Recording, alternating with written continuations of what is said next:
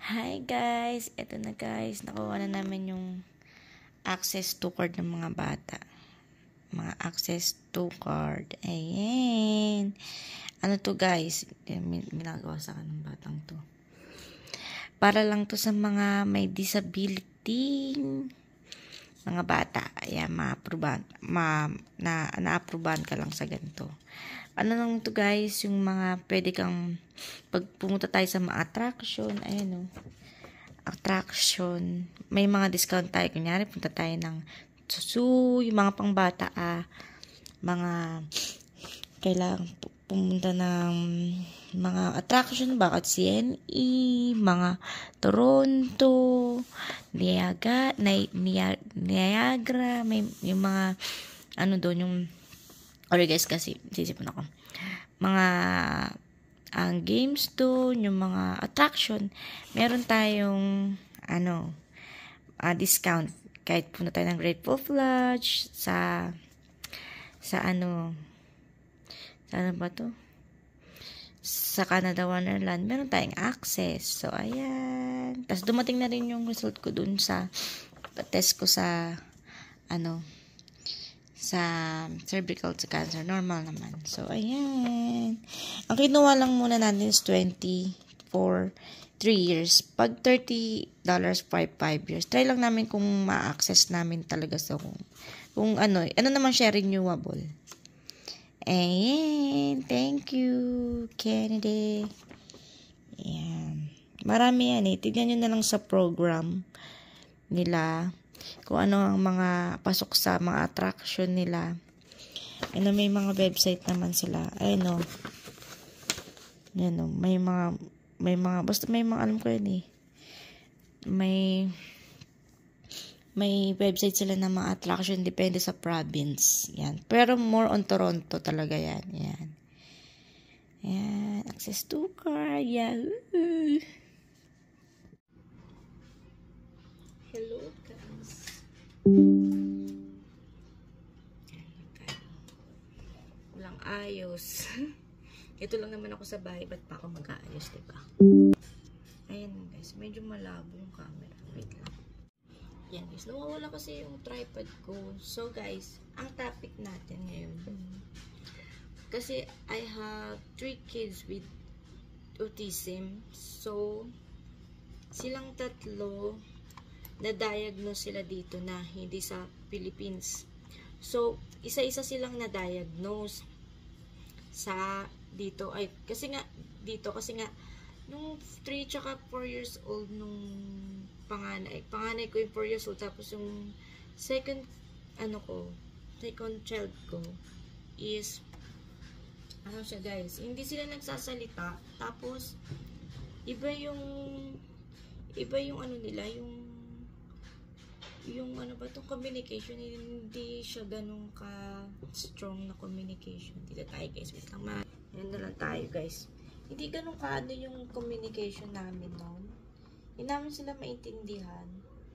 Tapos, di ba dapat typically yung mga ganun 3 years old, 4 years old, marunong silang magsalita, kahit magsabi ng can I have water? I want to eat. I'm hungry. Ganun mula talaga. So, ayun nga. So, napapansin na namin ng asawa ko na something na mayroong delayed yung mga bata. Tsaka may mga behavior din sila. Basta, suspected talaga namin na may autism sila or something wrong sa kanila.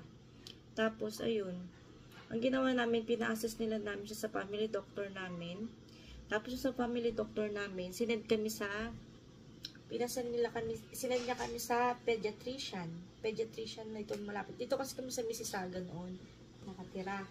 So, yung sa pediatrician na yun, inassess yung mga bata. Tapos, ayun nga, nalaman na may autism yung dalawa kong anak, and with may HDHD ba sila, yun. Tapos, yun nga, tapos nagkaroon din, tapos buntis din ako nun eh.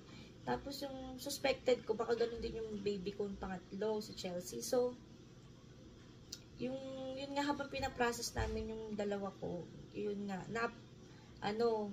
yung may binigay sa aming papel yung pedya namin, ay yung pediatrician, tapos sinend namin sa DTC, sa CRA dito sa Canada, ayun yun. Tapos sinend namin yun sa gumagawa ng tax namin. So, sa siya na nag-asikaso noon. Then, yung na-approve kami, kailangan kasi may mga ma-approve kayo eh. Bago ka makapag-apply ng disability tax dito, kailangan may approval muna ng doktor. So, sa school din ng mga bata, napansin din yun. So, may contribution din ng school ng mga bata. Yun, merong anong mga paperworks kung ano bang assessment nila sa mga kids mo. Tapos yun, makakatulong yun para ma-approve kayo. Tapos yun guys, yung na-approve na yung mga bata, depende. Hindi siya indefinite. Hindi siya yung porke na-diagnose siya ng gantong ng gantong year, hanggang 18 na paglaki, hindi i-apply mo siya. Katulad ni Zach, mag-expire na yung, na-approve siya from 2017 to 2026. Yun, mag-apply ulit kami ng DTC nila, ng support from government. Magkaiba yung DTC sa CCB ng mga bata dito sa Canada. So, ayun, malaking tulong. Hindi naman ganun ka-severe yung mga bata, hindi naman sila nananakit. Tapos, ayun guys, yun nga lang ngayon, hindi kami makapag-communicate, tapos may mga behavior silang hindi maganda. Hanggang ngayon, kailangan yung communication namin, kailangan you have to act para maintindihan nila yun. Tapos, yun guys, marami tayong mga support from government, pero nasa list yan eh. Ang pinakamabilis lang yung DTC, Disability Tax Credit, pangalawa yung ACSD, yung OAPN, SSAH, tagal yan guys, waiting list yan. Tapos meron pa yun eh. Yung kakakuha lang namin last month ng Access to Card. Yan.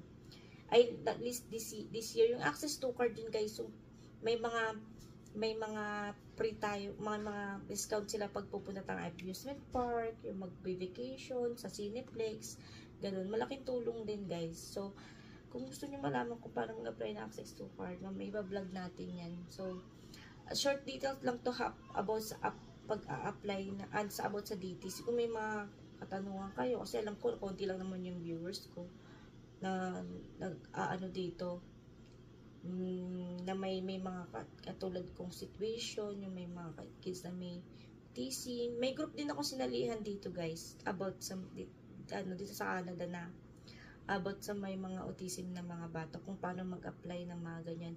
May mga minsan may walang na-approve, minsan hindi na-approve. Depende sa severity ng mga ng pasyente.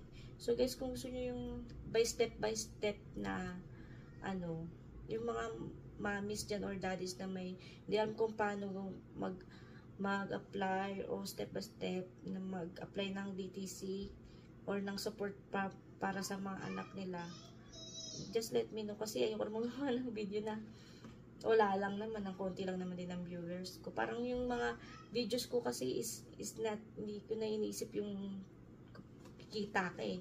Na lang to sa akin eh. Parang memories na lang. Yun, kasi di ba sa panahon ngayon, mahirap na rin kumuha ng viewers. Depende. So, yun lang. Wala naman din kasi ako masyadong magawa ito. Stay home mama ko. Tapos, ayun. Marami kasi rin kasi ako nakaka-chat marami nag-chat sa akin ng mga Pilipino rin dito sa Canada na may mga gato same na situation. So, ayun guys, yung tinutulungan ko kung paano anong gagawin. Yun lang, pinibigyan ko sila ng details. Malaking tulong guys, kasi yung DTC na yan, para ginagamit namin yan sa mga therapy ng mga bata, sa mga kids camp. Yung iba naman, sisave namin para sa future nila. Meron niyang RDSP, yan yung mga, hanggang mag-retire yung mga, hanggang tumanda yung mga anak niyo. Yung nakukuha namin sa government, ayun, yanagay namin sa savings. So, ayun guys, just let me know. Ayun lang muna. Yan lang muna kasi mag-asikaso pa ako ng mga bata. Bye!